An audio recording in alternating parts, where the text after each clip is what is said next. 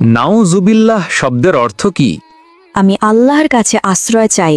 আস্তাগফিরুল্লাহ শব্দের অর্থ কি? আমি আল্লাহর কাছে ক্ষমা চাই। আল্লাহু আকবর শব্দের অর্থ কি? আল্লাহ মহান বা আল্লাহ সর্বশ্রেষ্ঠ। মাশাআল্লাহ শব্দের অর্থ কি? আল্লাহ যেমনটি চেয়েছেন। জাযাকাল্লাহ শব্দের অর্থ কি? আল্লাহ তাআলা আপনাকে উত্তম প্রতিদান দিন। আসসালামু আলাইকুম এর অর্থ কি? আপনার মৃত্যু হোক। আসসালামু আলাইকুম এর অর্থ কি? উটের নাড়ি ভুঁড়ি আপনার জন্য। আসসালামু আলাইকুম এর অর্থ কি? আপনার ওপর গজব পড়ুক। আসসালামু আলাইকুম এর অর্থ কি? আপনার ওপর আল্লাহর শান্তি বর্ষিত হোক। চৌধুরী শব্দের বাংলা অর্থ কি? 4 অঞ্চলের প্রধান। শিকদার শব্দের বাংলা অর্থ কি? জমিদারের সহকারী। খন্দকার শব্দের বাংলা অর্থ কি? ধর্মীয় জ্ঞান সম্পন্ন ব্যক্তি।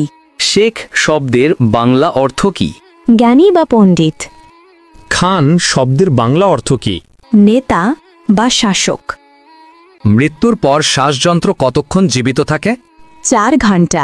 মৃত্যুর পর মস্তিষ্ক কতক্ষণ জীবিত থাকে? 20 মিনিট। মৃত্যুর পর কিডনি কতক্ষণ জীবিত থাকে? 26 ঘন্টা। মৃত্যুর পর চুল কতক্ষণ জীবিত থাকে? 6 ঘন্টা।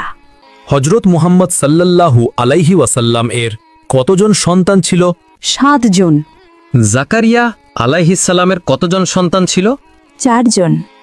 দাউদ আলাইহিস সালামের কতজন সন্তান ছিল? 4 জন। সুলাইমান আলাইহিস সালাম এর কতজন সন্তান ছিল? 4 জন। মানুষ মৃত্যুবরণের 40 দিন পর তার রুহু বাড়িতে আসে, এটি কেমন বিশ্বাস? প্রচলিত কুসংস্কার।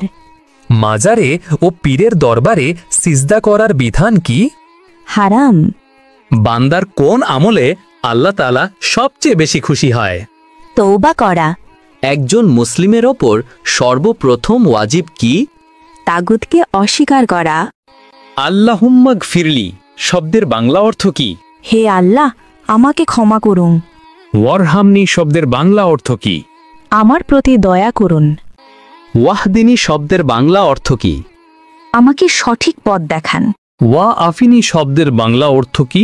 আমাকে সুস্থতা দান করুন। ওয়ারজুগনি শব্দের বাংলা অর্থ কি? আমাকে রিজিক দান করুন। আল্লাহুম্মা গফিরলি শব্দের বাংলা অর্থ কি? হে আল্লাহ, আমাকে ক্ষমা করুন। ওয়ারহামনি শব্দের বাংলা অর্থ কি? আমার প্রতি দয়া করুন। ওয়াহদিনী শব্দের বাংলা অর্থ কি? আমাকে সঠিক পথ দেখান। ওয়া আফিনী শব্দের বাংলা অর্থ কি? আমাকে সুস্থতা দান করুন।